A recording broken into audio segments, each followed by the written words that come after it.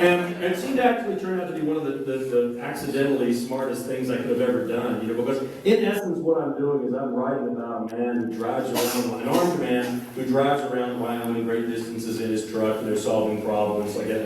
And I could either have him talk to the dog, or I could have him talk to himself. And I don't know about you guys, but armed people that talk to themselves really kind of worry me. I don't know. And so it was really kind of turned out to be a pretty good situation to have Walt and the dog, you know, to be able to kind of bounce ideas off of. And there are two kinds of emails that I get after every book. One is, you know, you beat up on Walt too much in the last book, you need to take it easy on him, like that, which I find really humorous, like that, because, you know, it's like I have control, you know, and I have to take it easy on Walt, like that. And then the other one was, there was not enough of my favorite character, insert name here. You know, there was not enough Henry in the last book, or there wasn't enough Vic. There was enough Lucian, you know, and then I knew I'd gotten to a certain point where on the 5th book I had people writing me and saying, you know, there really wasn't enough dog in the last book. You know? Dog plays a big role in the next book. He's got a pretty good sized role. But then, as a side note, the other thing that they told me was, is they said you can have sexual tension with your characters, but you can't let anything happen. You know, they can't consummate any kind of sexual tension or anything like that, at least for 17 or 18 books, right? And my immediate response to that was, what kind of women are you dating anyway? So we'll wait for 17 or 18 years for something to happen, you know? And so, you know, I just blew that right out of the water. I was like, 3rd book, kindness goes unpunished, something happens. Because all I thought was, you know what, all it's going to do is complicate their lives. Like, and, you know, that's kind of what a series, it lives on, is the complexities of the characters and their abilities, you know, to overcome certain things and to move on. And, you know, the books that we all get tired of are the ones that are formulaic, that just do the same things over and over again. The characters don't learn anything, and they never find themselves in different situations. And so I thought, you know what, it's just going to complicate their lives. Let's just let something happen and see what happens with that. And so I wrote my first sex scene in my 3rd book, Kindness Goes Unpunished. It was 3 sentences long. That just gives you an indication of just how big a chicken I am, okay? I got in there and I got out, okay? And so anyway, like, I wrote that sex scene, which was like 3 sentences, 1 paragraph, and I got it in there, like that. And so then the book gets released, like that. And so I, you know, was out on tour, like that. I was in Olympia, Washington, and I got to the Q&A part, and there was a woman in the front seat, in the front chair, that was just dying, you know, to ask a question. And I said, yes, ma'am. Like, and she goes, I want to talk to you about that sex scene that's in Kindness Goes Unpunished. And I was like, okay, here we go. Okay. And I said, yes, ma'am. She goes, it went on forever.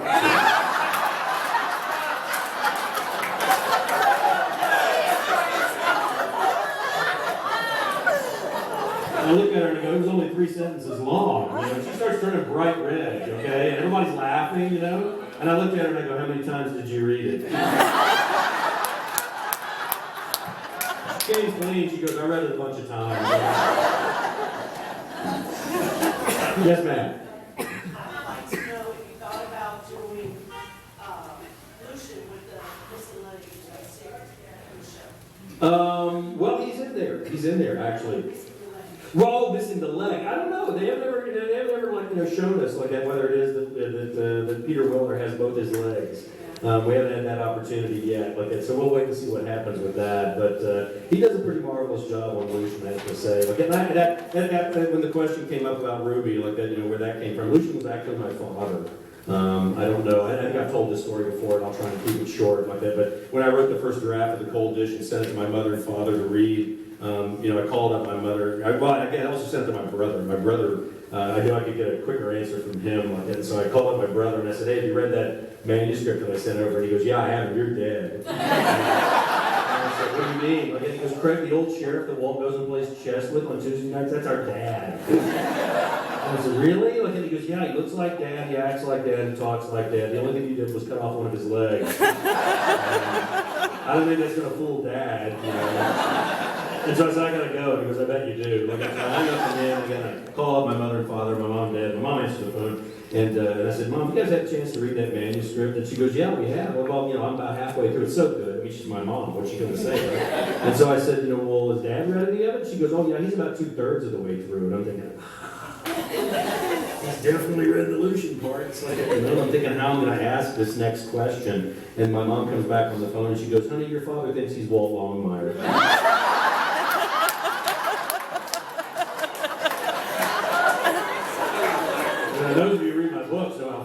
smart those two characters are. Right? I'm shell-shocked trying to think how I'm going to answer this question. Like, and she comes back on the phone and she goes, let's not disabuse him of that part. Which was great, thinking he was Walt Longmire. It's kind of interesting, though, because I was telling that story up in Canada, there was a guy in the audience in Canada, he goes, we all think we're Walt Longmire. Somebody else said, yes, ma'am. My question is, as an author, how do you decide when you're forming the character things like Walt not having a cell phone and drinking Rainier beer, certain specific things? You don't know me very well, do you? That's the first answer to that question. I don't know. I mean, there are a lot of things that inform. I mean, everything informs the character, but also the environment, is going to inform the character. Like, I'm always laughing whenever people ask me, why doesn't Walt carry a cell phone? And my immediate response is, have you ever been to Wyoming? I mean, unless you just want to take selfies with the pronghorn, it really, not much use, really in most areas. But it was a conscientious effort to try and get away from the technology. In many ways like that, because when I started writing the Walt books, that was whenever the CSI stuff was really huge, and all the writers were all writing about the technology. It was all about the forensics and the ballistics and the DNA evidence and all this stuff like that. And it seemed a little funny that they could come up with that stuff like that. And so I ran into a DCI investigator here in Wyoming, and I asked him one time, I said, how long does it take you guys to get DNA evidence? And he paused for a second. He goes, is this a high-profile case? And I said, yeah, let's pretend like it's a high-profile case. He goes, about 9 months. And I was like, okay, so that's not really particularly honest what they're doing. He goes, no, it's not. We have one crime lab in the whole state of Wyoming, is down in Cheyenne. And, in the middle of the winter, it might as well be on the moon. And so, it seemed to me that probably if I was going to write this series about the sheriff of the least populated county, the least populated state in America, I was going to have to do it without the benefit of all of that whiz-bang technology. But the nice thing about that was that it forced me to deal more with character and place, which is always going to be where the best writing, kind of takes place. You know what I mean? I'll read about a rifle or something like that, or some piece of equipment, for half a page or so. But I'll read about a character for as long as you want to tell me about it. Or I'll listen to what a place is like, as long as you want to tell me about it. For me, that's the real enjoyment as far as that kind of thing is concerned. The beer question is a period of time. Well, I mean, it seemed like there were all of these characters all seemed to have like a signature drink, a signature vehicle, and all these things like that. And so I thought, okay, well, what would Walt's signature drink be? And I thought, what, Walt's not going to be a shaken, not stirred martini kind of guy. He's going to be just a blue collar beer, guy. And I thought, what, Budweiser, Coors, they really don't need my help. Probably at that point in time, Rainier was kind of getting ready to go out of business. They were, really kind of getting ready to tank and go out. And so, I thought, well, maybe I can kind of put a word in here and try and save, a brewery a little bit. And so I kind of pushed. I kind of thought, okay, I'll have him drink Rainier beer. And there's not a week that goes by that somebody doesn't write me an email that says, why does Walt drink that shitty beer? I always write it back immediately and go, that's a fine macro brew, And it was interesting because when I first started doing library events here in Wyoming, the first library to ask me to do an event, was actually not Johnson County. I would like to point that out. It was actually Meeteetse. Meeteetse's a little library over there on the western part of the state. And they wrote me and they said, we read the cold edition, we'd like you to come over and do a library event for us.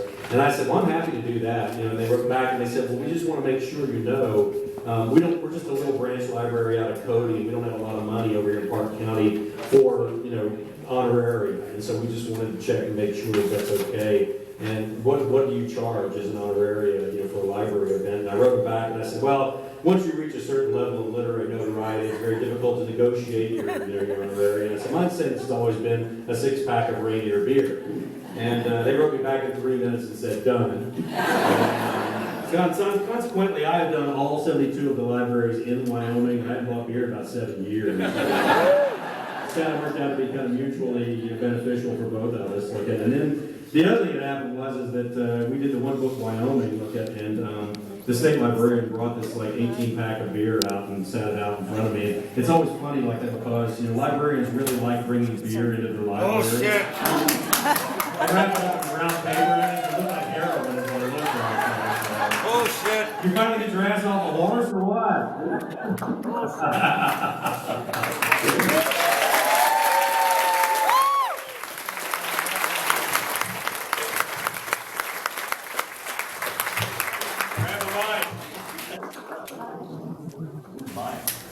Pull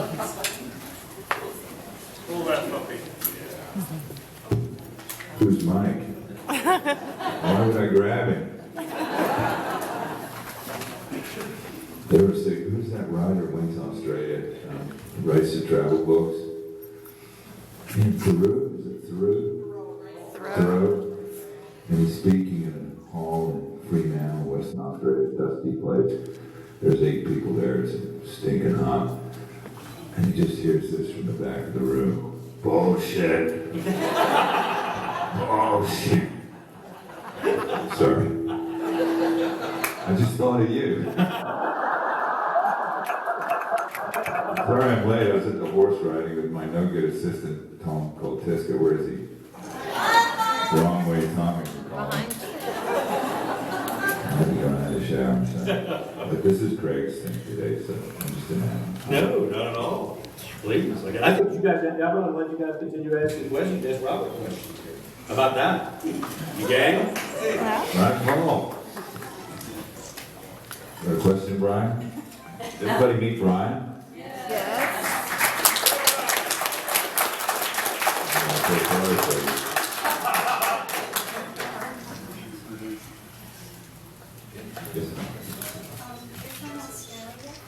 No. When people ask me to do it, and then I do it, and they look at me, they don't know what I'm saying. That was it. They don't understand, so there's not much use. Sorry?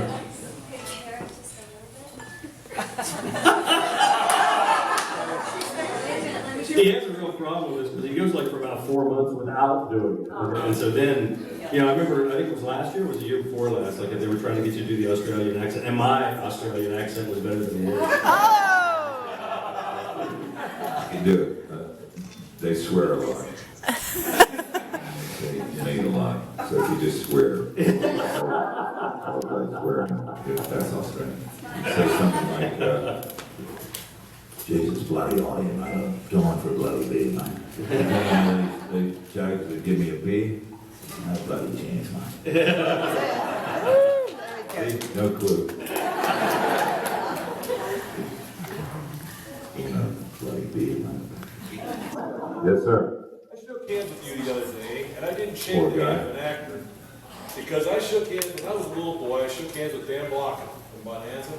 And I remember he was a huge guy. I was a little boy, and his hand was like a big soft pillow. Your hand was the hand of a working man. I'm a working man, and I know the hand of a working man. So what do you do to have the hand of a working man? Nothing illegal. Oh yeah, no, the biggest hand I've ever shook is my dad's. Never seen anything like this, like a meat cleaver. It's like it's twice the size. It's huge. Yeah, I used to work for a living. I still do. I like doing construction and stuff when I'm not working. I don't get paid for it, of course. Just for fun, The beer tastes good after you work. Isn't it better when you do something, you feel like you've accomplished something like that? There's no feeling in the world like accomplishing something similar. And it's a simple thing to building something or farming or something. Sorry, I'm like that kind of not work. And it's good for fitness, I find. Did you make most of the bookcase that showed up in season 4? That was Ferg and Carrie. Well, funny we got Brian here. Brian's, one of the top ADs in the world, probably, especially in TV, if not the top one. And but one day I had to kind of get his mind right. And he was trying to, we're doing this thing. I didn't know you had a wallet. Wrong slap. Have you got it? And I had to do some construction or building. They're all the experts there on set. They're all, first off, the toolbox was pathetic. There was nothing you could use. Had to go for all this retro, old stuff. Because real working people aren't going to use that, dude. They want the saw that works and the hammer that's well balanced, And there's Brian trying to show me. What did I do, Brian? Well, directing the episode was Peter Weller, and so Peter Weller. is as construction knowledgeable as yourself. He said to me, he said, you know how to, what did he say, you know how to cut wood? I said, you know how to get the what's the name out of the way for it. But you were trying to show me too, weren't you? Well, he had some specific shots in mind that I was trying to convey. What did I do? You opened the IKEA box.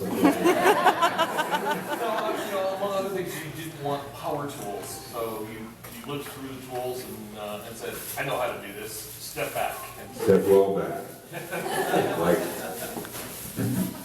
think I was throwing that thing out of the way, or all that wood or something. Yeah, it was a montage because you were also building the new front steps or replacing the bloody step, as well as building the cabinet.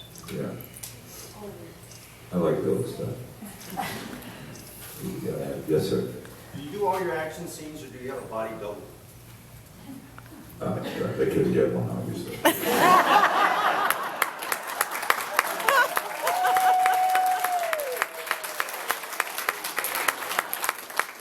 Brian's probably better answer that than me, but I'll answer it. I do most of it, yeah. But occasionally, just for convenience sake, I've got to be shooting a scene, and they just need somebody, like a shot of his shoulder with a camera in the back of the Bronco. They'll use Hans, my stand-in, who's a 20-year sheriff deputy, retired. So occasionally they do it. Did you know? You have Renier flown into Australia? No. I did. I'll drink it. If it's cold, I'll drink it. I like it. And I like most beers. Yeah.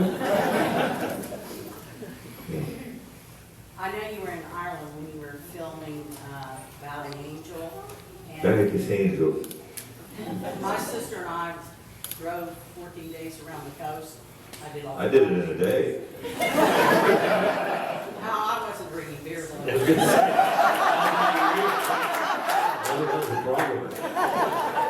So, do you have any stories that you could tell us or memories about being in Ireland that you could tell a mixed audience?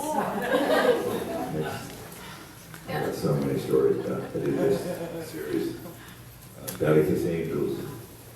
I was a priest. That was a stretch, wasn't it? Yes, luckily, he was an alcoholic, and the church owned a pub next door, so it was quite convenient. I had so much fun on that show. It was tricky, it was hard work, because it was the #1 show in Britain and Ireland, I guess, and probably Australia. So it was a much loved show, and I became the lead in the last season. Just, you know, it's funny, I got my no-good guy, Tommy, and I had a no-good guy in Dublin, Dan Breen. I thought his name was Brain for the first 3 days. He needed to pick me up and took me straight to the pub. I like this guy. What do we do? It's really hard work, long hours. I remember when I got the job and I was in Australia, and I auditioned. I felt pretty good about it. Then they flew me to London to audition again. I fly there, 24-hour flight from Australia to London. They take me to the Groucho Club in Soho. So I was an overseas member, so it's got a great bar there. It's a recurring theme here, but and we go upstairs, and the guys are gals in the room, and a cup of tea. Auditions? Why am I here? And so they gave me the job in the room, and I said, when do I start? They said, Monday. I said, well, I've got to be back in Australia because I have to sign some contracts on property I was buying. So I had to fly. I flew from Melbourne to London, 24 hours, there, 24 hours, 24 hours, back to Melbourne. I was there 24 hours, and then I flew to London.